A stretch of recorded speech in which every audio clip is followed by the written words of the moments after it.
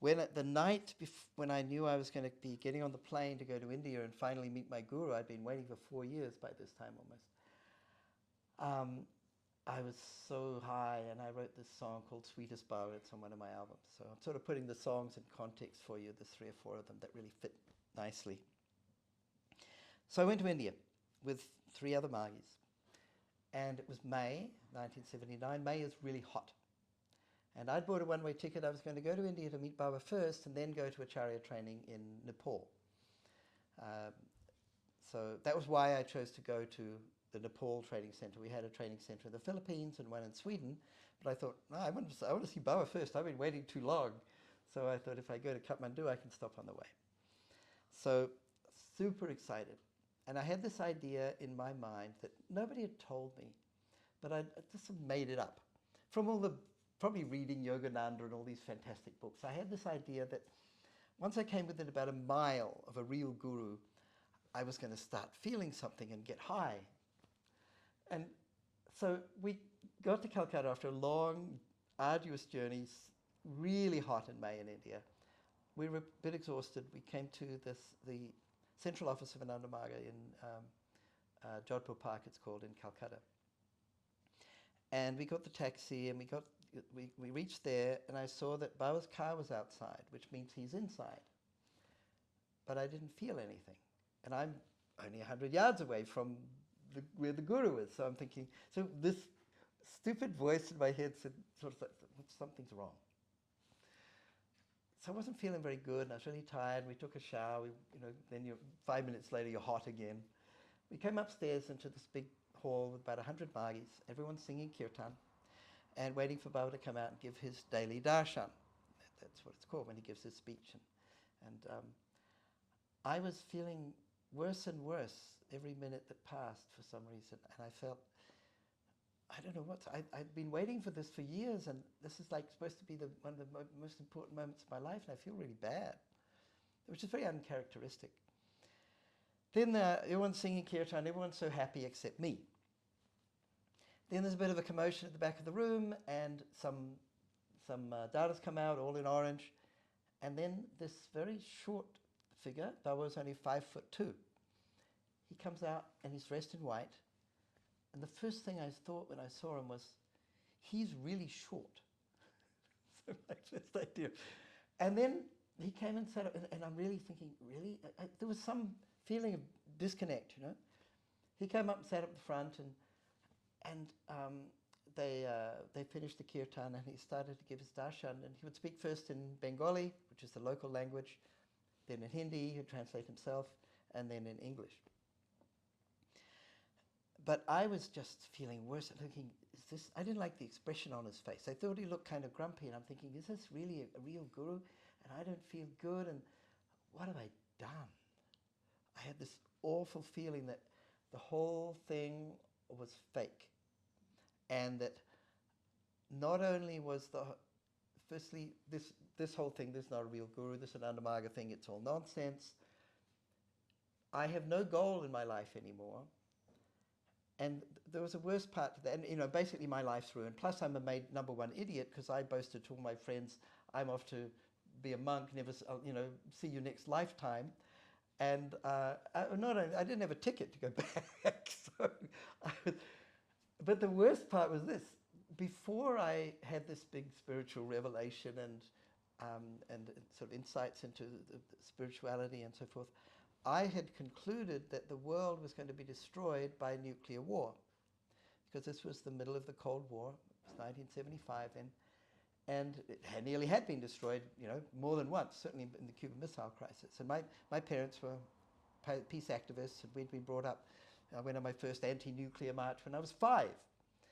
So unfortunately I knew a little bit too much about all of this, and it seemed inevitable for me that some idiot was going to blow up the world during my lifetime.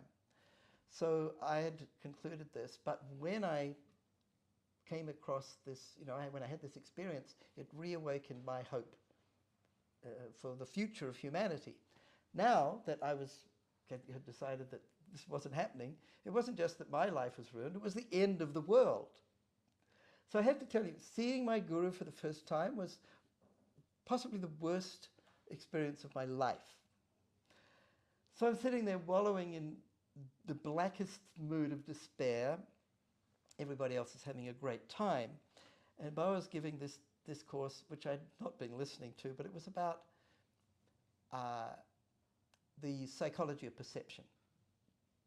So he's talking about how the self, connects with the world through the senses. And he was explaining, when you look at somebody and the organ of sight, picks up the waves, and then they're transmitted to this portion of the brain, which interprets it and it's perceived by your consciousness as in part of the mind. And he said when this happens, it creates a connection. Now he said it first in Bengali, but he used the English word connection. Often they mix up words in India when they throw in English words. So I heard the word connection, and somehow that caught my attention. I started listening. Then he said the same thing again, but in Hindi. But again, he used the English word connection, and now I was actually paying attention. Because I was curious, what's he talking about?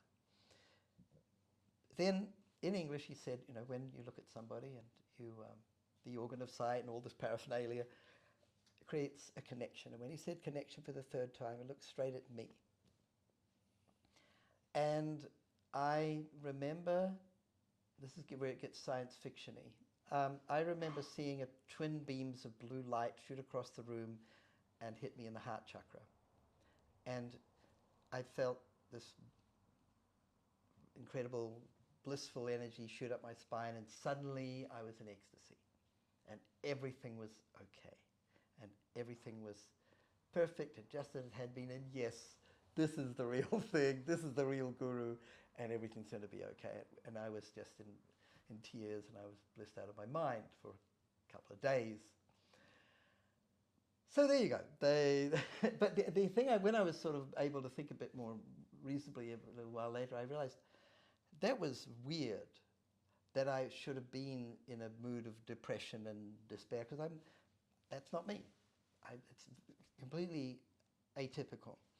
And so I concluded that Baba was not only capable of putting me in ecstasy, he was also capable of putting me in any mood he wanted to teach me something. So that was very intense, but ultimately beautiful experience. So I was in Calcutta for a few more days. I have one little, and I had a chance to meet Baba personally, to have personal contact with him, which was really special. But I want to tell you one other experience there. So this was May, it was Baba's birthday. So his birthday is on the full moon of May. It's by the lunar calendar. So all Magis from around India had gathered. There was, each day more people would come, and they'd rented this enormous park, and they have this kind of tent that they can keep extending as more people come. So the DMC, or the Dhamma Mahachakra, is this special blessing that Baba gives to in his, as part of his discourse. That was going to be in a couple of days. And by that time, there were 20,000 people. But a couple of days earlier, there may be 5,000 people who arrived already. So I'm there in the evening. Oh, by this time, standard experience in India, I had gotten sick. So I had pretty mild case of dysentery, which is not a lot of fun. And I was feeling physically miserable, but otherwise I was really happy. So Baba was giving his darshan twice a day at this point. And in the evening one, everything was so busy, it was very late. He was very late. He came at like 11 p.m. Big crowd of people, about 5,000 people. I'm way back near the back of the crowd. Way there in the distance, Baba's sitting up on this dais, and he's giving his darshan, and I'm really tired, and I'm sick, and it's hot, and I'm sitting there, and it's all in Bengali. And there was no translation yet, because most of the foreigners hadn't arrived. I started to fall asleep. So I nodded off, and then I woke up and I thought, oh no, this is really bad. I'm falling asleep while the guru's talking. It's really disrespectful. I felt really, I thought this is not good. So I tried to stay awake, and I was so tired, and it was so hot, and I was really feeling weak. I fell asleep again. This time I had a dream. And the dream was exactly the same situation, except that Baba was speaking in English, and he wasn't speaking to the crowd, he was speaking to me personally. And he wasn't talking about philosophy or anything. He was saying, I'm really, I know you're tired and you're sick, and I'm really sorry to keep you up, this late. And I've just got to talk to these people for a while. Please be patient with me. So that was the personal message I was getting in my little dream. And then I woke up and he's speaking in Bengali again. And I'm confused now because I was still half asleep, you know. And then, this is weird, he's talking Bengali. And then I fell asleep again. And again, he's talking, it's the same. He's talking to me in English. And I'm getting the dream version of the darshan, and it's the same. He's saying, look, I'm really, you know, I'm very sorry to put you in this situation. We have to stay up so late, and I know you've been ill. And don't worry, I'll finish soon, and you can go home to bed and go to sleep. You know, and so I woke up. And I think this happened 3 times. And by the 3rd time, when I realized what was going on, then I really woke up and I didn't, unfortunately, go to sleep again. So that was my weird little personal darshan, translated, but completely different message. So that was fun. Okay.